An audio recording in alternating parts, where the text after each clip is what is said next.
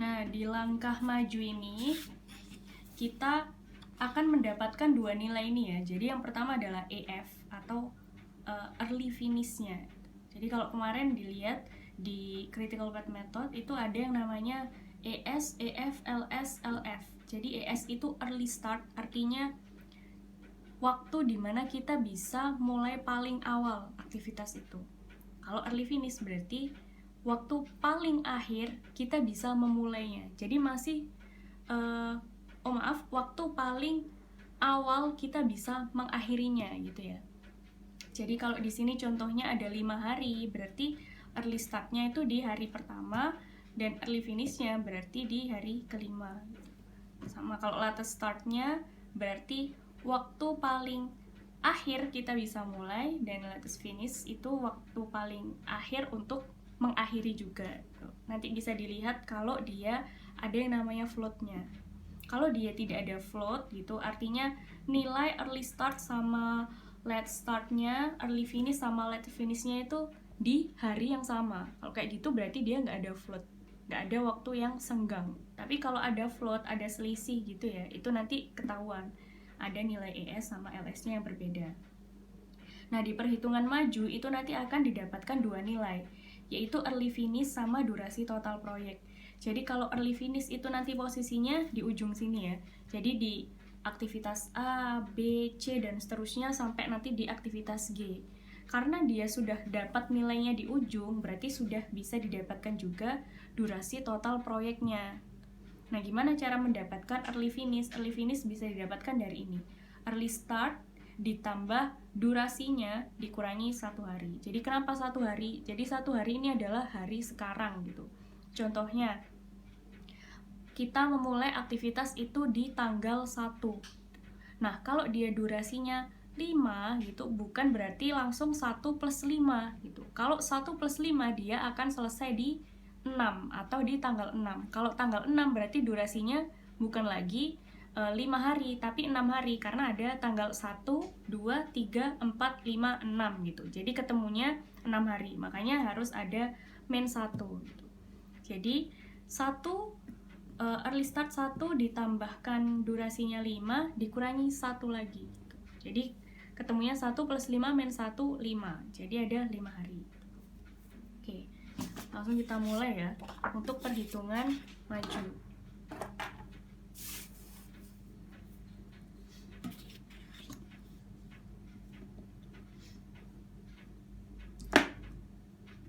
Mulai dari aktivitas A. Nah, aktivitas A di sini kita anggap tanggal 1 mulai aktivitas.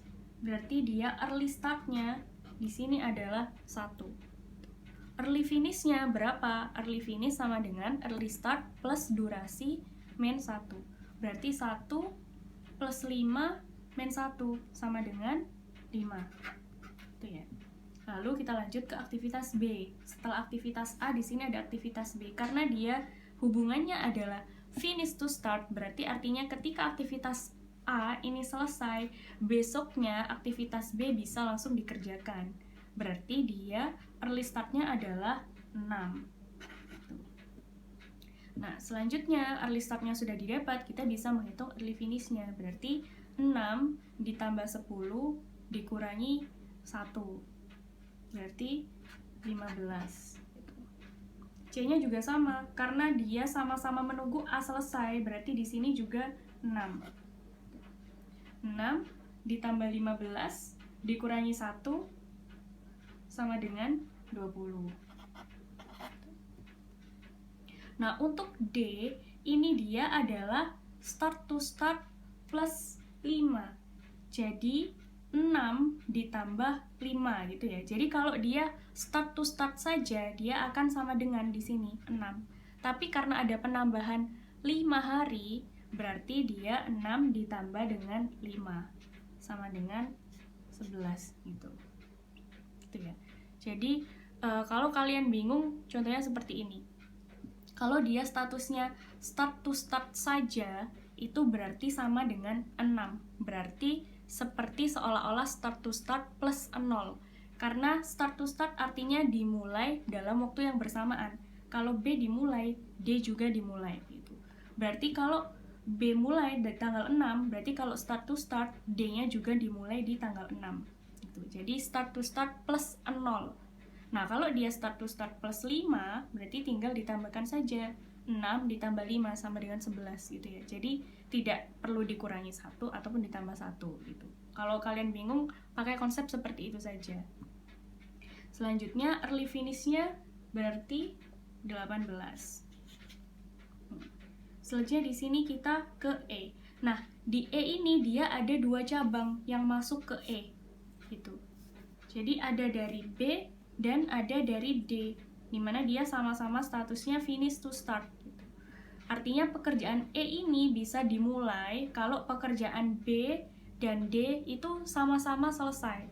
Kalau kita lihat di hari ke-15 ini, pekerjaan B ini selesai, tapi D belum selesai. Jadi dia tidak bisa dimulai di hari ke-16 gitu.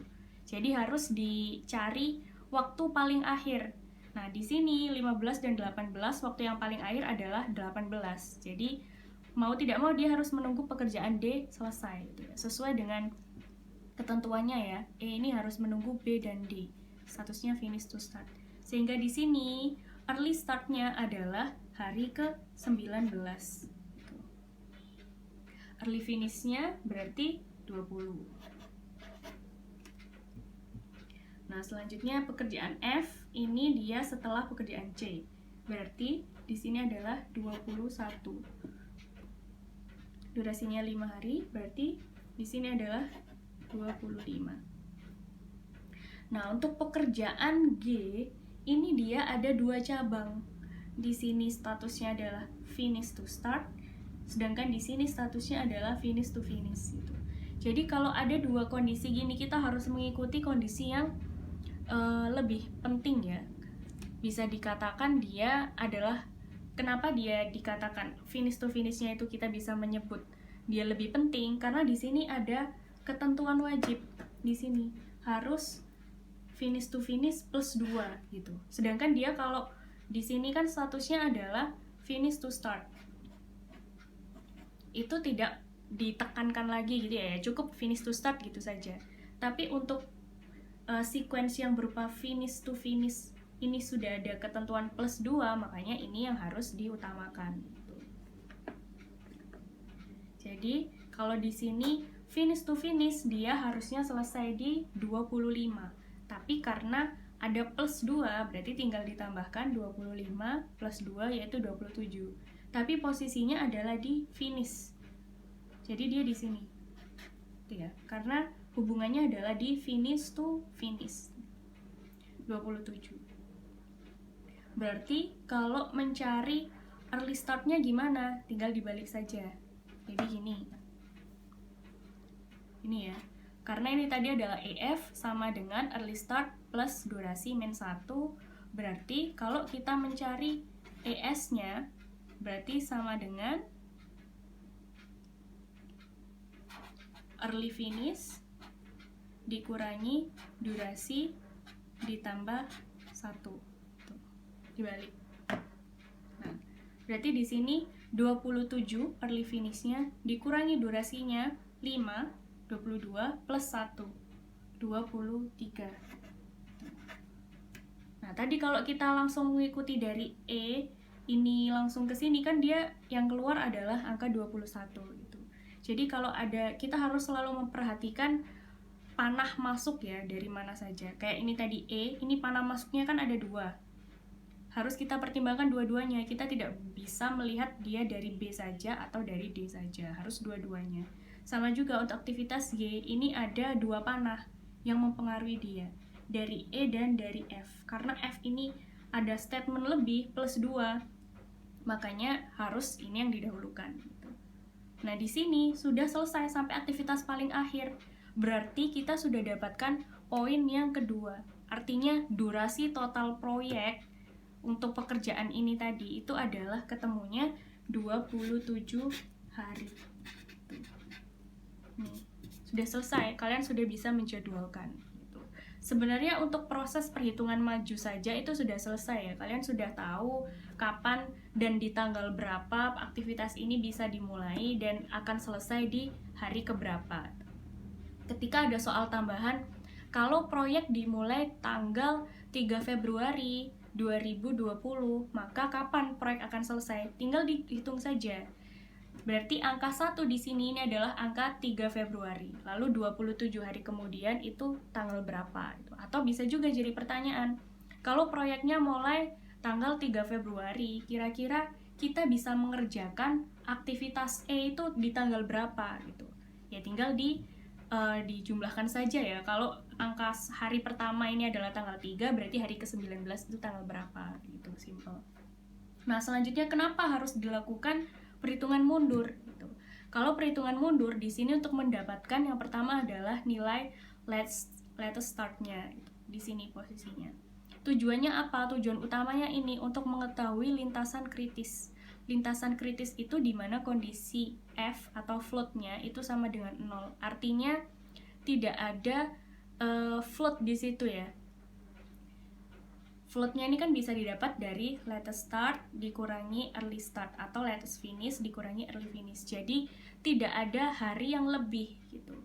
Waktu awal dan waktu akhir untuk memulai itu sama, ataupun waktu awal dan waktu akhir untuk mengakhiri itu juga sama. Artinya tidak boleh ada pekerjaan yang terlambat sama sekali. Ketika ada satu pekerjaan yang terlambat, maka itu bisa mempengaruhi seluruh aktivitas proyek setelahnya. Nah, biar ada gambaran, kita kerjakan dulu perhitungan mundurnya. Nanti kalian akan bisa melihat yang mana sih yang namanya float itu gitu, mana juga yang namanya lintasan kritis gitu. Nah, kalau perhitungan mundur, jadi kita menghitung mundur dari mulai aktivitas G sampai di aktivitas ke A gitu. Nah, kalau perhitungan mundur ini kan kita mencari nilai latest start-nya, posisinya ini ya, dengan mengetahui latest finish-nya di sini dikurangi durasi plus 1. Jadi di sini kan sudah kita ketahui nilai latest finish-nya yang kita dapat dari perhitungan maju tadi. Jadi di sini ini nilainya adalah 27. Nah, kita mencari latest start dari aktivitas G. Rumusnya latest finish dikurangi durasinya, jadi 27 dikurangi 5 ditambahkan 1.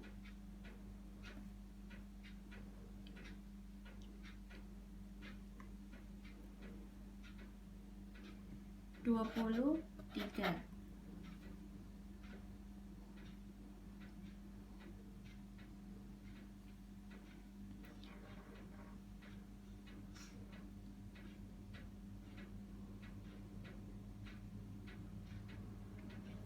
Selanjutnya di sini ini untuk aktivitas G dia keluarnya ada 2 panah. Ada aktivitas F dan ada aktivitas E gitu. Kita ikuti yang paling penting dulu sama. Jadi karena ini akhirnya adalah di tanggal 27 dan aktivitas F ini adalah dengan finish yang sama ya. Kalau tanpa ini kan berarti aktivitas F sama-sama berakhir di tanggal 27. Tapi karena ada lebih 2 hari, berarti kalau perhitungan mundur kita kurangi 2 hari. Jadi di sini juga 27 min 2 sama dengan 25. Sedangkan kalau di sini, karena ini adalah finish to start, berarti kalau di sini dia bisa mulai tanggal 23, berarti di sini dia harus berakhir di tanggal 22 gitu. Jadi karena di sini ada 2 cabang, kita harus lihat arah panahnya seperti apa. Kalau dengan aktivitas F, arah panasnya adalah mengikuti aktivitas akhirnya gitu. Panahnya ini menuju ke akhir karena finish to finish. Berarti kita lihatnya dari nilai akhirnya atau latest finish-nya. Jadi kalau di sini 27 karena finish to finish plus 2 berarti dikurangi 2 hari. Mereka bisa berakhir. Nah, tapi untuk aktivitas E karena ini panahnya adalah hubungannya finish to start, berarti kalau ini sudah dimulai di tanggal 23, harusnya pekerjaan E berarti selesai hari sebelumnya gitu ya, di tanggal 22. Nah, untuk latest start dari aktivitas F berarti sama dengan 25 min 5 plus 1 sama dengan 21. Untuk aktivitas E ini 21. Selanjutnya kita ke aktivitas C ini.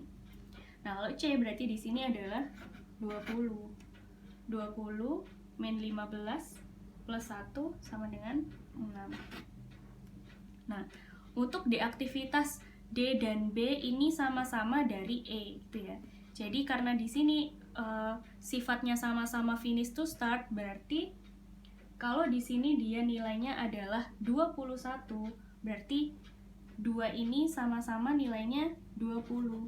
Ini juga 20 gitu. Karena dia finish to start saja, tidak ada statement lebih gitu ya. Jadi dilihat karena di sini ada 2 panah cabang, berarti kalau aktivitas E itu dimulai tanggal 21, berarti aktivitas sebelumnya itu bisa harusnya selesai kemarin gitu. Karena ada 2 aktivitas, berarti aktivitas B juga selesai tanggal 20, aktivitas D juga selesai di tanggal 20. Untuk aktivitas B, berarti dia latest startnya adalah 20 min 10 plus 1 sama dengan 11. Aktivitas D 20 min 8 plus 1 sama dengan 13. Nah, untuk aktivitas A ini kita bisa lihat dari aktivitas C dan aktivitas B karena ini ada 2 panah. Kalau kita lihat dari aktivitas C itu di sini adalah nilainya 5 gitu, karena finish to start. Jadi kalau aktivitas C itu selesai tanggal 6, berarti harusnya aktivitas A harus selesai di hari sebelumnya, yaitu tanggal 5. Tapi kalau kita melihat aktivitas B yang dia dimulai tanggal 11, berarti aktivitas A ini harus selesai di hari sebelumnya, yaitu hari ke-10. Tapi kan aktivitas C belum ya gitu. Jadi sama kayak tadi konsepnya, harus dicari waktu yang terpanjang. Kalau kita menghitung mundur berarti harus dicari waktu yang terpendek gitu. Akhirnya jadi yang di sini yang kita ambil adalah dari pengaruh aktivitas C. Jadi di sini nilainya 5 dan di sini 1. Nah, di sini kita sudah dapat poin pertama, nilai latest startnya. Fungsinya apa? Untuk menentukan lintasan kritisnya. Lintasan kritis ketika nilai F-nya atau float-nya itu sama dengan 0. Float bisa didapat dari LS min ES atau LF min EF gitu. Nilainya pasti akan sama. Gitu. Jadi kita hitung di sini. 1 dikurangi 1 0, 5 dikurangi 5 0 juga. Aktivitas B. 11 dikurangi 6 5, 20 dikurangi 15 5 juga. Aktivitas C. 6 dikurangi 6 0, 20 dikurangi 20 0 juga. Aktivitas D, 13 dikurangi 11, 2. 20 dikurangi 18, 2. Aktivitas E, 21 dikurangi 19, 2. 22 dikurangi 20, 2. Untuk aktivitas F, 21 dikurangi 21, 0. 25 dikurangi 25, 0. Untuk aktivitas G juga sama, 0. Nah, di sini akan kelihatan lintasan kritis adalah lintasan di mana nilai floatnya itu adalah 0. Berarti A ini adalah lintasan kritis menuju ke lintasan yang floatnya 0. Ke arah B tidak, dia ada nilai floatnya 5. Ke arah C dia 0, berarti arah lintasan kritis ke A. Dari A ke C ini adalah lintasan kritis. Artinya apa? Ketika A sudah selesai, C itu harus segera dimulai besoknya. Baik nilai early startnya ataupun late startnya itu sama-sama harus dimulai di tanggal 6. Berbeda dengan aktivitas B. Di sini early startnya itu adalah 6, tapi dia late startnya 11. Artinya apa? Pekerjaan B kalau dimulai di tanggal 11, dia masih tidak akan mengganggu aktivitas lainnya gitu ya. Jadi latest start artinya waktu paling akhir kita bisa memulai. Dia mau dimulai di tanggal 6 boleh, dimulai di tanggal 7 boleh, 8 boleh, sampai paling akhir itu dia adalah tanggal 11 gitu. Selama dia masih dikerjakan dalam 10 hari gitu.